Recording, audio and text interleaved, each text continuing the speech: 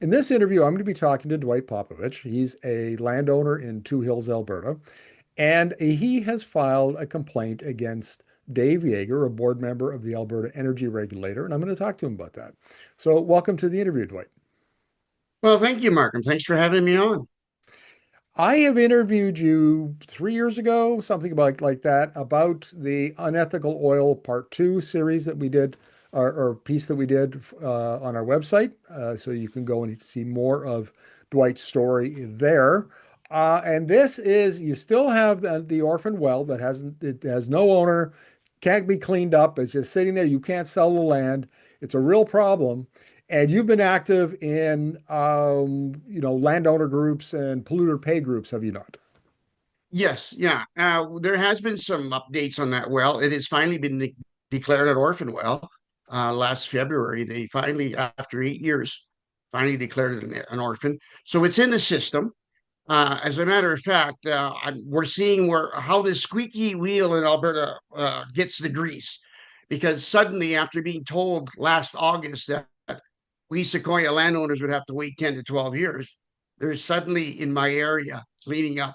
And I wouldn't be a bit surprised the well in my land disappears in the next 1 or 2 months. So there we go. There has been a change, but it's sad commentary on the fact that me as a landowner, why did I have to speak up so loudly and so long to get this thing cleared off my land? A little context for our American and other viewers outside of Alberta. There are about 475,000 oil and gas wells in Alberta, and there are a number of wells that are inactive, and that means they've been decommissioned, but they haven't been reclaimed. And some of them become orphan wells. They have no owner. They have no licensee of record. That's one of Dwight's. But 80,000 wells like this. And then there are other wells that are coming up, bottom line, it's a huge problem, and it's not just in Alberta. Texas has it, Oklahoma has it, just about every jurisdiction that has oil and gas development has this same problem. The issue before us today, Dwight, as I understand it, is Dave Yager has a conflict of interest. And why don't you explain what the complaint you made to the Commissioner of Ethics? Well, it comes down to the fact that we have a problem with inactive wells in this province, and it needs to be dealt with. And the province of Alberta, the premier, has said she wants to deal with it. So she basically gave a contract to Mr. David Yager to look into the situation, to kind of figure out what's going on there and come up with a plan. So he was leading what they call the mature asset strategy, which was basically meant to be an engagement um, of all the people that oil and gas affects type of thing, and come up with a plan on how to deal with these legacy oil and gas wells. However, what Mr. Yeager gave us was something that wasn't engagement at all. It was obvious to not only myself, but to several other groups within Alberta that were involved in this, like the Rural Municipalities Association, the Surface Rights Federation.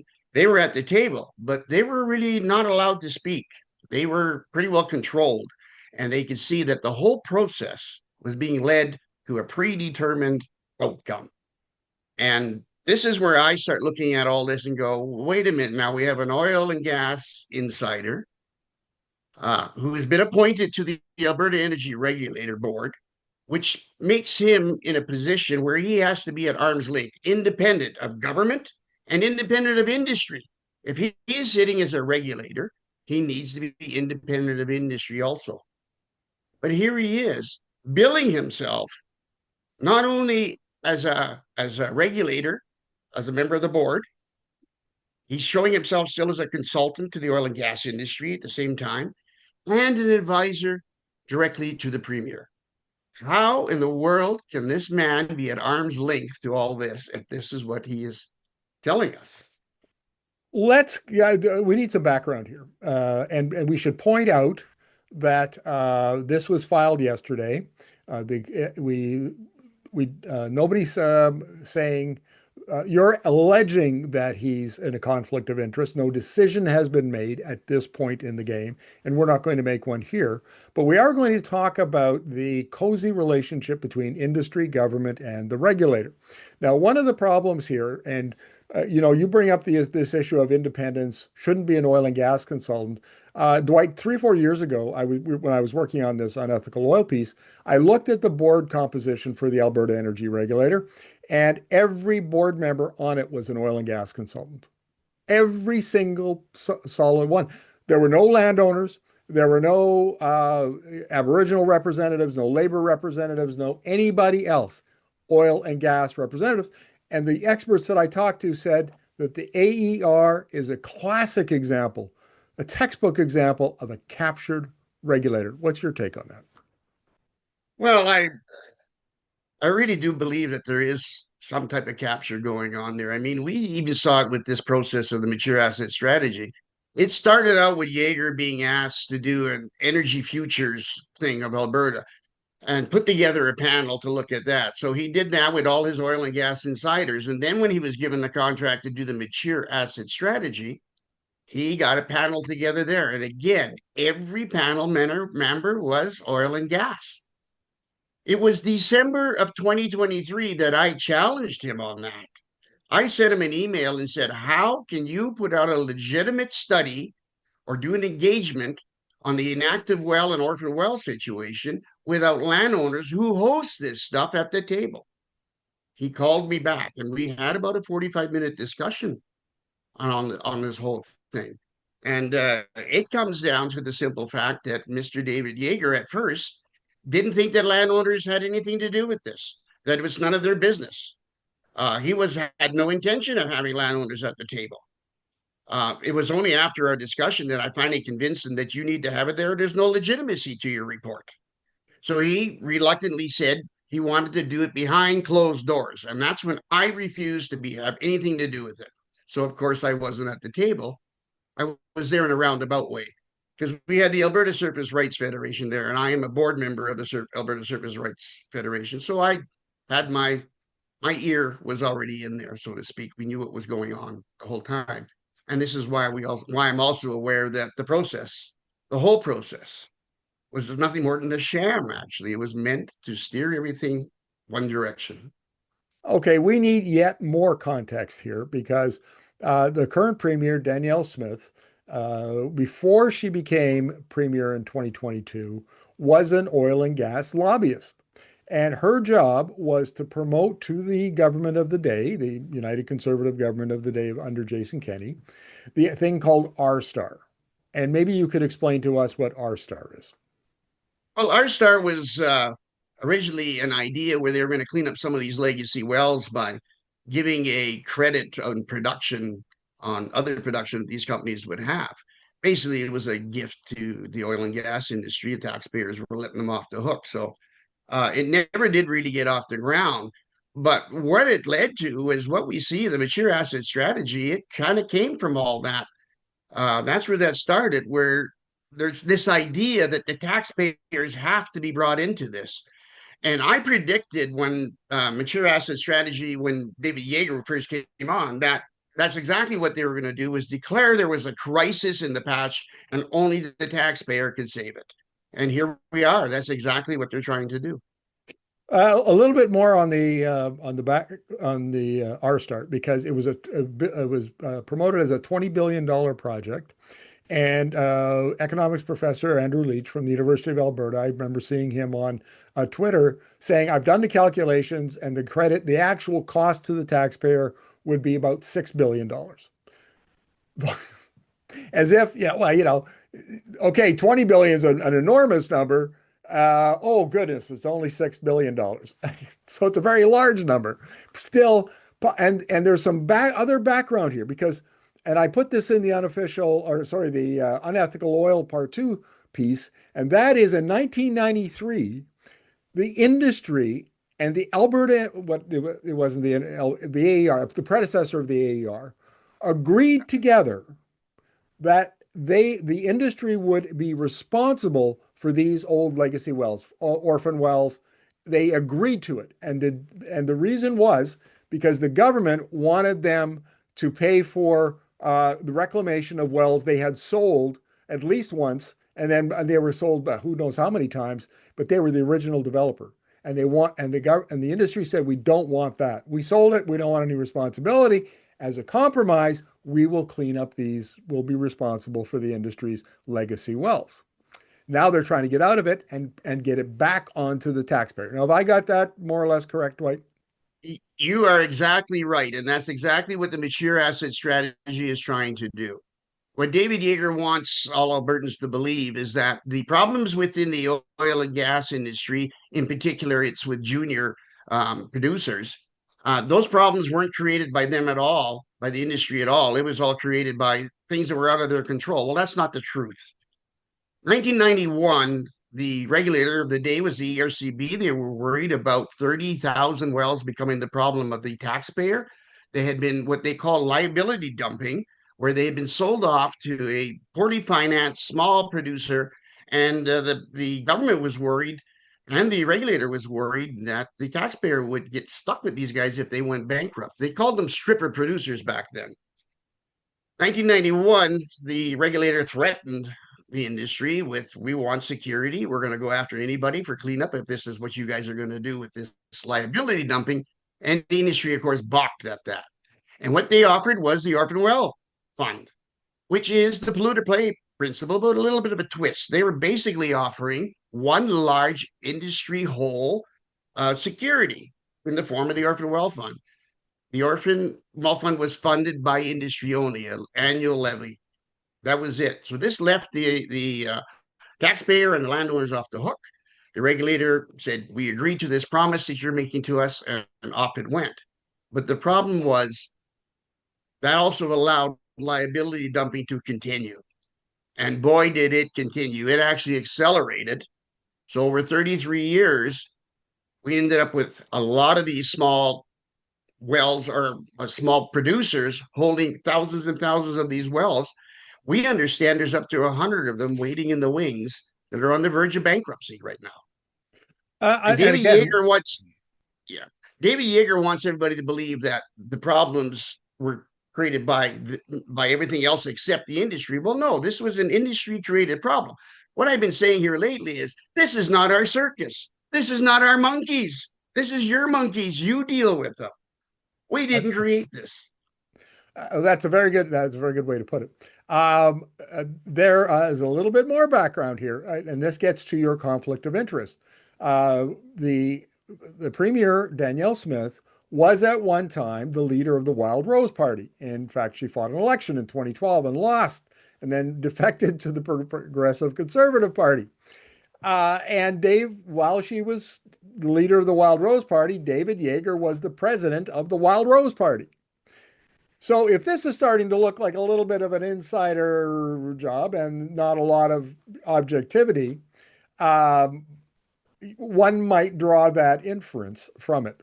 But here's another thing I wanted to mention, Dwight, because I did the numbers with Dwight Uchuk, who you know is a public interest lawyer, does a lot of work on this. He gave me the data. From 2000, when they brought in their liability management program, there were 25,000 wells, inactive wells. In the space of just over 20 years, that number rocketed up to 97,000. Then they brought in, the federal government brought in this big cleanup during COVID, and there was $1 billion for well cleanup. Didn't all get spent, but a lot of it did.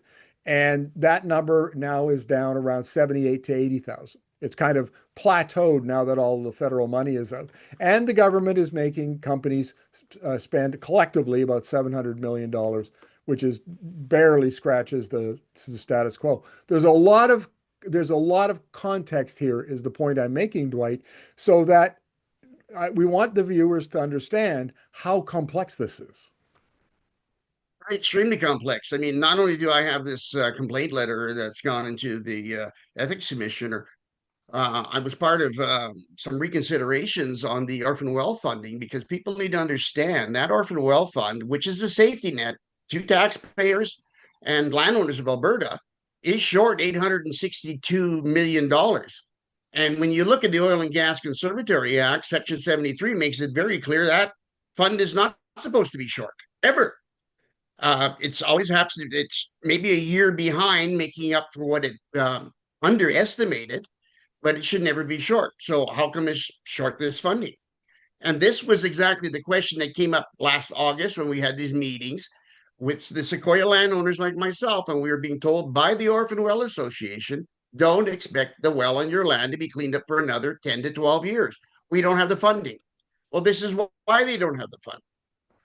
Again, more context. So there might be 80,000 inactive wells that need to be reclaimed, but the Orphan Well Fund and the association that manages it only have 7,000 in their inventory because if they were to levy the industry to reclaim over time that whole 80,000 of inventory of inactive wells, it would be an enormous number and the industry would balk. They balk right now at the current levy of 135 million. You can imagine if it was, that much larger. So there's this inventory, this huge, massive inventory of inactive wells that need to be reclaimed, and the industry doesn't want to do it. And so, and I think what happened here, Dwight, and this is my take on it, because I did a story in 2018, and at that time there had been up to 2014 like 250 small companies, juniors as they're called, right? And by the time 2018 rolled around, there were like 85. They had a whole pile of them had gone bankrupt. And where did their wells go? Where did their assets go? And the point that I was made by economists at the time that I interviewed was that small companies aren't big enough to survive downturns like we had in 2015, 2016. They can't get capital. Nobody will lend them money anymore. They were on borrowed time. And so this problem today could have been foreseen and probably was foreseen, a decade ago, 8 years ago, when all of these companies were in trouble. And I should add, David Yager comes out of that world. David Yager is not the big oil company guy. He's a service company guy. He ran the Roughneck, the oil patch magazine for a lot of years. His his loyalties, if you will, his inclinations are with those small producers and the service company, not the big ones. And it's the small guys that are in trouble. I agree with you. I mean, in my conversation with him, that's who he was talking about was all these small guys that were having the problems. And he said we should be feeling sorry for them because they can't get financing anymore. And ever since the Redwater decision that came down, these guys, nobody wants to touch them. Regular banks don't want to touch them. And he said they need to find alternative financing. And I right away jump on that and say, well, I know exactly where you're going with this. The alternative financing is going to be us, the taxpayer. And I'm going to tell you right now, that's not going to happen. And this is exactly what he's trying to do right now, is to have everybody think that we should be feeling sorry for these guys. But the reality is, I'm going to say it again, these guys are gamblers. They bought thousands of wells with hundreds of millions of dollars of liability, cleanup liability with them for $10. They gambled, and now they're losing their bet. And I ain't paying for their losses. Yeah, I don't think that the Alberta taxpayer, I would venture to guess there are very few Alberta taxpayers who actually even know this problem exists, let alone the complexities of it and how they are about to be stuck by the look of it with a big, big bill that shouldn't be theirs. Oh yeah, this bill is going to be terrible for rural Alberta. This is what I'm trying to do right now is educate everybody, landowners, and they're starting to get the message because what the mature asset strategy, what Yager wants us to believe, is that these small companies are so hard done by they can't pay landowners their compensation, they can't pay municipalities their property taxes anymore. He wants those gone. That means if all those disappear, it's going to hurt our rural economies the most, and in particular we're going to watch our property taxes have to rise or the services go down or probably a combination of both in order to make up for the shortfall from these guys that are going to be all deadbeats.